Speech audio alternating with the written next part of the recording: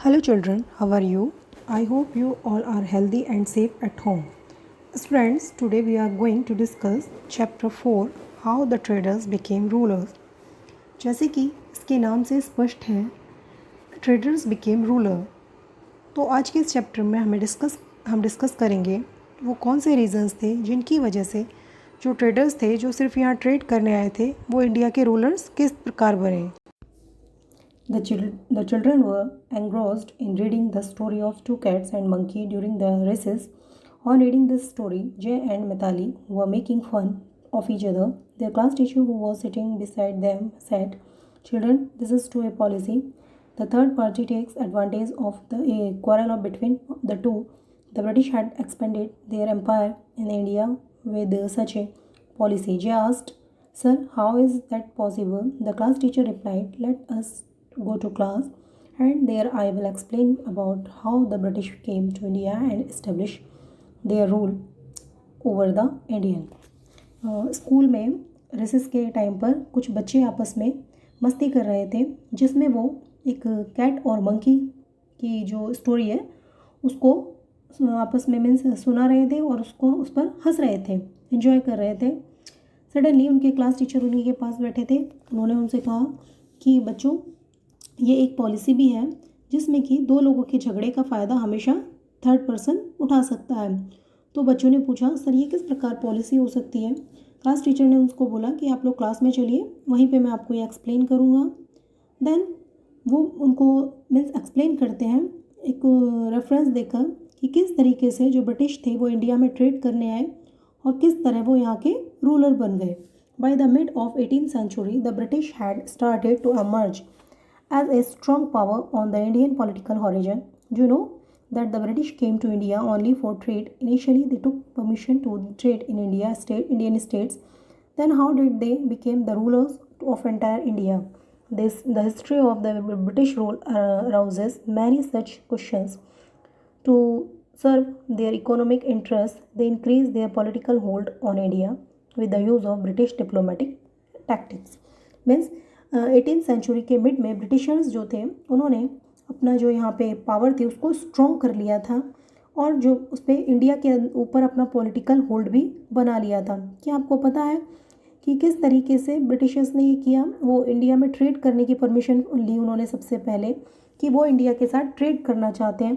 धीरे धीरे उन्होंने इंडिया के ऊपर अपना पॉलिटिकल होल्ड भी कर लिया और एक ऐसा समय आया कि एंटायर इंडिया के ऊपर उनका कमांड हो चुका था। अब पूरी पावर उन्हीं के हाथ में थी। वो ट्रेडर्स से यहाँ के रूलर बन चुके थे और उनका जो रियल इंटरेस्ट था वो यहाँ के जो इकोनॉमिक कंडीशन थी इंडिया की उसमें और यहाँ के जो पॉलिटिकल पावर्स थी उनको पाने में। और उन्होंने अपनी डिप्लोमेटिक टैक्टिक्स के थ्रू जो पॉलिसीज़ थी, डिवाइड एंड रूल उनकी सबसे मेन पॉलिसी थी, उसको यूज़ करते हुए पूरे इंडिया पर अपना होल्ड कर लिया था। वेल्लेस्ली's policy of expansion. Now we will discuss वेल्लेस्ली's policy of expansion means किस तरीके से उन्होंने अपने जो उनका साम्राज्य था उसका एनलार्जमेंट किया। When Wellesley came to India as the Governor General, cutthroat competition existed between England and France. It was necessary to check France from becoming powerful so as to expand the British rule in India. Wellesley introduced a new plan which was known as the Subsidiary Alliance. As per the scheme, any princely states that accepted the alliance had to keep and maintain the British army as well as keep a British representative in the royal court. This way, the British could maintain their army without spending any money. However, the princely states were not allowed to utilize the army at their own will. The system, which made many feel so secure in the beginning, made them feel enslaved and threatened. Um, a subsidiary alliance acted like a slow poison for the princely states of India. The Indian states that became the victims of the subsidiary alliance were Hyderabad, Mysore, Ayodhya, Jodhpur, Gaikwads of Vadodara, Peshwas of Pune and Sindhis of Gwalior. So जो ये वेल्लेस्ली India आया था as a governor general, उसका उस समय पे जिस समय वेल्लेस्ली इंडिया का गवर्नर जनरल था। इंग्लैंड और फ्रांस के बीच एक बहुत बड़ा कंपटीशन चल रहा था और उस समय ये नेसेसरी था कि जो फ्रांस था उसको इंडिया में पावरफुल होने से रोकने के लिए वेलेस्ली ने जो ब्रिटिश एम्पायर था उसका एनलार्जमेंट करने के लिए, अपनी जड़ें इंडिया में मजबूत करने के लिए वेलेस्ली ने एक प्लान शुरू किया जिसको सब्सिडरी अलायंस के नाम से जाना गया। इसके अकॉर्डिंग जो इंडियन स्टेट्स थे उनको, जो ब्रिटिशर्स थे उनकी जो आर्मी थी उसको आर्मी को एक्सेप्ट करना था और जो उस आर्मी को एक्सेप्ट करेंगे स्टेट्स उन्हीं को उसको उसकी जो मेंटेनेंस थी वो भी करना होगा। और जो रॉयल कोर्ट था उसमें ब्रिटिश का एक उनको रिप्रेजेंटेटिव भी रखना होगा और फिर ज़रूरत पड़ने पर वो उस आर्मी को यूज़ अपनी इच्छा के अकॉर्डिंग नहीं कर सकते। मीन्स अगर उन्हें उसे यूज़ करना है उस आर्मी को जिसको वो मेंटेन कर रहे हैं तो उसके लिए उन्हें ब्रिटिश से परमिशन लेनी होगी। इस तरीके से जो ब्रिटिश आर्मी थी वो बिना किसी खर्चे के, बिना किसी एक्सपेंडिचर के ही मेंटेन हो रही थी। तो इसमें उनका डबल बेनिफिट था।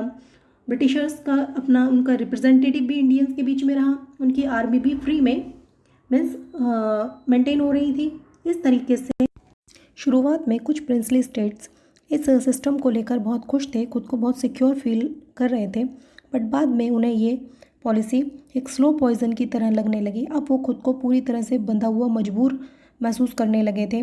अब उन्हें लगने लगा था कि उनको एक तरीके से बांध दिया गया चारों तरफ से, वो उनके ब्रिटिश के शिकंजे में कस गए हैं।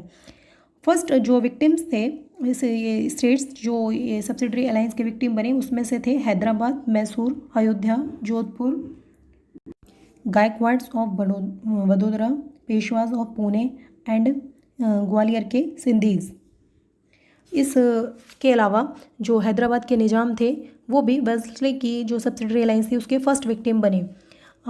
देन मैसूर और अयोध्या भी इसमें फंसे। उसके बाद तंजौर और कर्नाटका के साथ भी सेम थिंग हुई।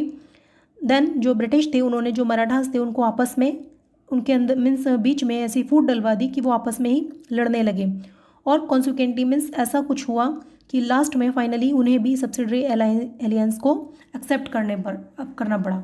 Owing to the losses incurred by Nizam in his fight with Marathas, he was the first.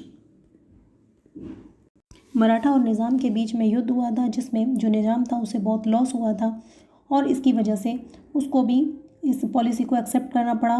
Starting में टीपू सुल्तान ने जो मैसूर के राजा थे उन्होंने रिफ्यूज़ कर दिया इसे एक्सेप्ट करने से इस पॉलिसी को, बट लास्ट में जब उनका एंग्लो मैसूर वॉर हुआ, फोर्थ एंग्लो मैसूर वॉर हुआ, उसमें उनको फोर्सफुली ये सब्सिडरी अलायंस को एक्सेप्ट करना ही पड़ा। मीन्स जो Maratha chief fought amongst themselves after the death of Nana Fadnavis. One by one, all the Marathas states became the victims of divide and rule policy. धीरे धीरे नाना फडनवीस की डेथ के बाद सारे जितने भी मराठा स्टेट्स थे उनमें फूट पड़ गई और वो डिवाइड एंड रूल पॉलिसी के विक्टिम बने।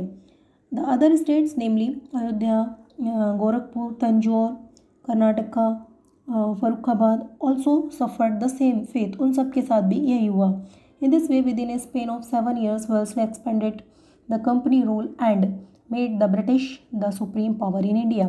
और 7 years के पीरियड में वेल्सली ने अपना जो ब्रिटिश एम्पायर था उसका इंडिया के अंदर सुप्रीम पावर उसको बना दिया था और अपने जो शासन था उसका पूरी तरह से एनलार्जमेंट वो कर चुका था।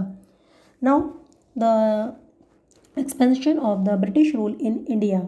After finalizing the subsidiary alliance treaties with Mysore Nizam of Hyderabad and Maratha chieftain, the British moved towards northern part of India. They entered into treaty of friendship with Nepal. Sensing a threat from it, they fought many battles to secure the foreigners friendly relations with the six kings. Maharaj Ranjit Singh helped them to win the battle with the Afghans and establish their rule in Sindh. The British had an ambition to capture the Sikh kingdom, which was a very powerful kingdom, but they could not do so as long as Maharaja Ranjit Singh was alive. Means subsidiary alliance के through Mysore के निज़ाम of Hyderabad और Maratha chieftains parts of India, यहाँ पर अपना पूरा command करने के बाद अब जो ब्रिटिश थे उन्होंने नेपाल के साथ फ्रेंडशिप करने के लिए खुद को नॉर्थ की तरफ बढ़ाया। उन्होंने बहुत सारे वहाँ के जो आसपास के लोग थे, आसपास के स्टेट्स थे, उनके साथ मीन्स फाइट की, बहुत सारे बैटल्स किए और वहाँ पे अपना कंट्रोल कर लिया। और फिर उन्होंने जो सिख किंग्स थे उनके साथ अपने फ्रेंडली रिलेशन बनाए। वहाँ के जो राजा थे महाराजा रंजीत सिंह, उन्होंने उनको हेल्प किया और अफ़गान और सिंध में उन्होंने अपने जो रूल था उसका इस्टेब्लिशमेंट किया महाराजा रंजीत सिंह की हेल्प से।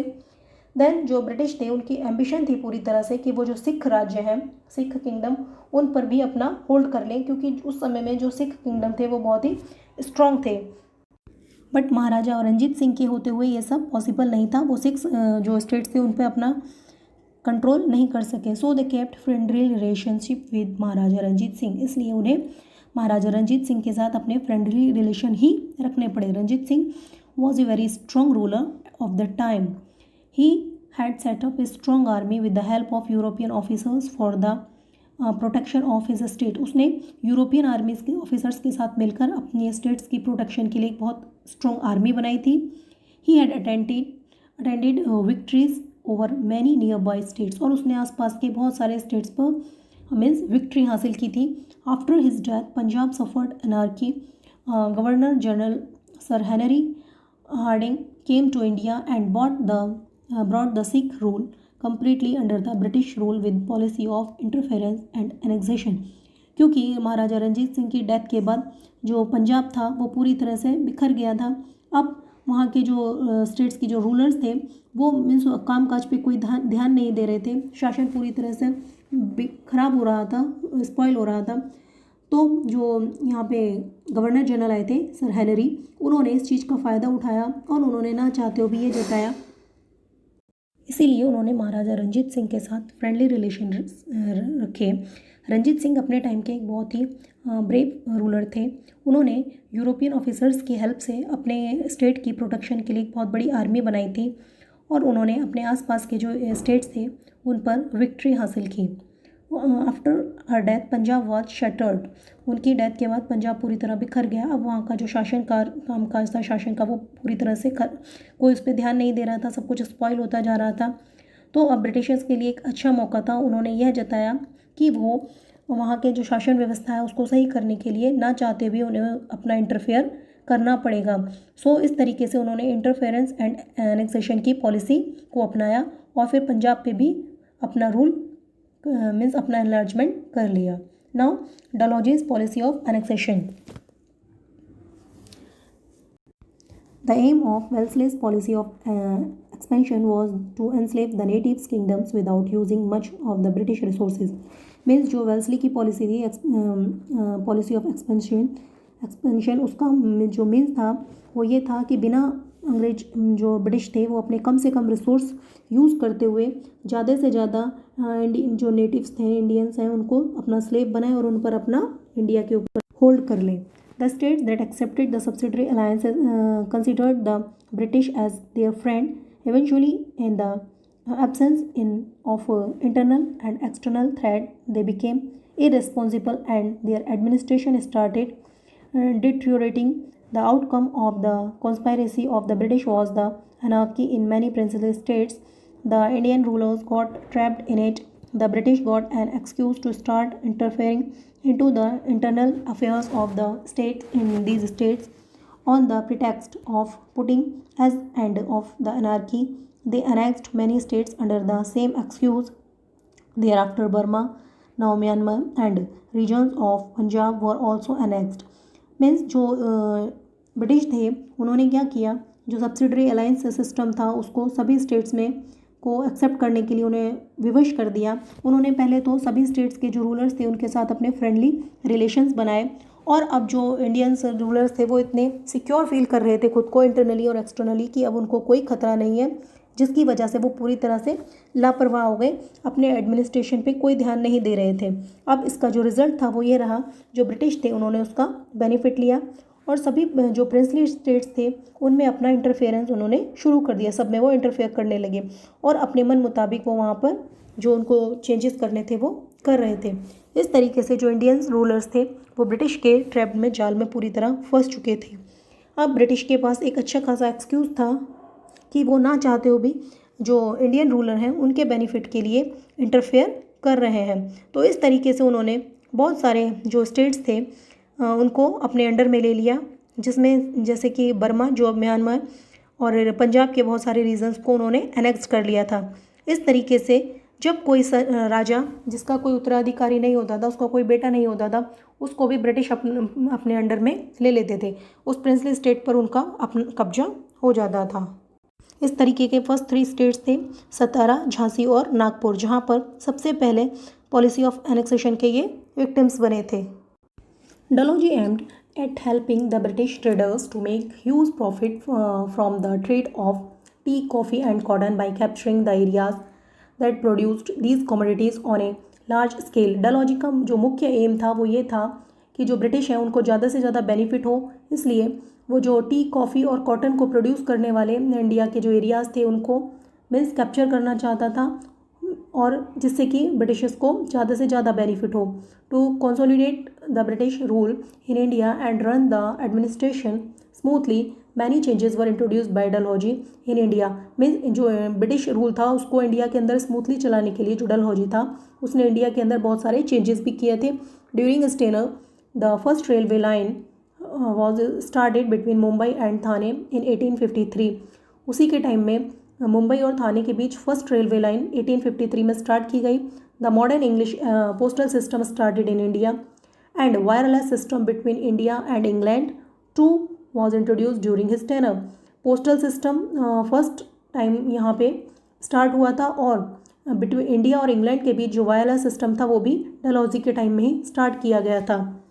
ही passed laws to ban child marriage and advocated widow remarriage. उसने चाइल्ड जो मैरिज था उसको रोकने के लिए और जो विडोज़ थी उनकी वापस दोबारा से शादी करने के लिए भी नए जो कस्टम्स थे उनको चलाया। English education spread in India during this time.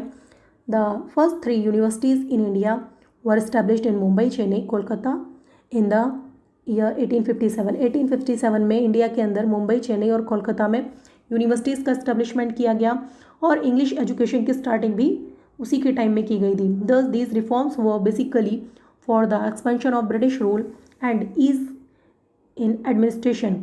तो ये सारी जो रिफॉर्म्स की गई थी वो ब्रिटिश का जो रूल था इंडिया में उसका एक्सपेंशन के लिए, और सेकेंडरी उसको उनका जो एडमिनिस्ट्रेशन था उसको यहाँ पे इजी रखने के लिए और स्मूथली चलाए रखने के लिए सब चेंजेस किए गए थे। Although Indians benefited later on, they had to suffer a lot with the introduction of with British reforms।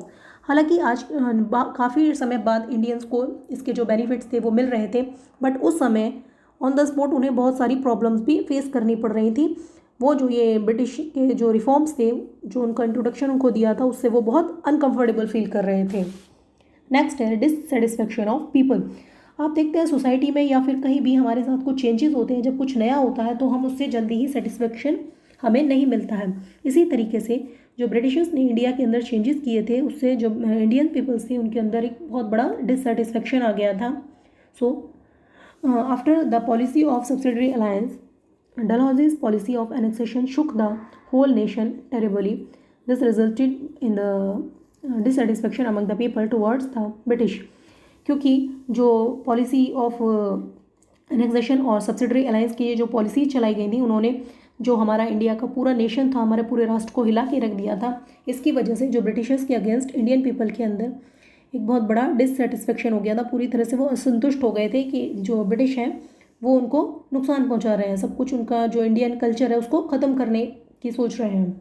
You must have seen the film Kranti and Mangal Pandey. If you have not seen then try to see these movies. क्या आपने मंगल पांडे और क्रांति movie देखी हैं? अगर नहीं देखी तो देखने की कोशिश कीजिए। At this time, the people were suppressed under the dictatorial regime of the British। किस तरीके से जो ब्रिटिश थे उन्होंने डिक्टेटरशिप उस समय अपनी दिखाई थी। In addition to that, the reforms made by added fuel fire। Dalhousie की जो पॉलिसी थी उसने जैसे आग में घी डालने का काम किया था। फायर को जलाने के लिए जैसे फ्यूल डाला जाता है ना, इस तरीके से लोग और ज़्यादा भड़क गए थे उसकी रिफॉर्म्स की वजह से। different people reacted differently to railways facilities of post and telegraph and western education. ये सारे जो रिफॉर्म्स थे इनके लिए जो अलग अलग लोगों के अलग अलग रिएक्शंस थे, सब लोग अलग अलग तरीके से रिएक्ट कर रहे थे. Orthodox people felt that the British wanted to destroy their culture. जो ऑर्थोडॉक्स रूढ़िवादी लोग थे वो उनको लग रहा था जो ब्रिटिश हैं वो इंडियन कल्चर को पूरी तरह से ख़त्म कर देना चाहते हैं. बट ये सच नहीं था. ब्रिटिशर्स के थ्रू किए गए ये जो रिफॉर्म्स थे इनका जो मेन उद्देश्य था वो सिर्फ उनके शासन को स्मूथली चलाना था. बट जो इंडियन पीपल थे वो उससे पूरी तरह से असंतुष्ट थे. और यही जो डिससेटिस्फेक्शन था उसका जो रिज़ल्ट आपने देखा होगा वो 1857 का जो फ्रीडम मूवमेंट था उसके रूप में सामने आया, स्पष्ट हुआ. सो स्टूडेंट्स, आई होप ये चैप्टर आपको समझ आया होगा. If you have any question you can write in comment box. Okay students, आज का ये टॉपिक हम यहीं पर स्टॉप करते हैं. नेक्स्ट वीडियो में नेक्स्ट टॉपिक के साथ फिर से मिलेंगे. तब तक के लिए गुड बाय.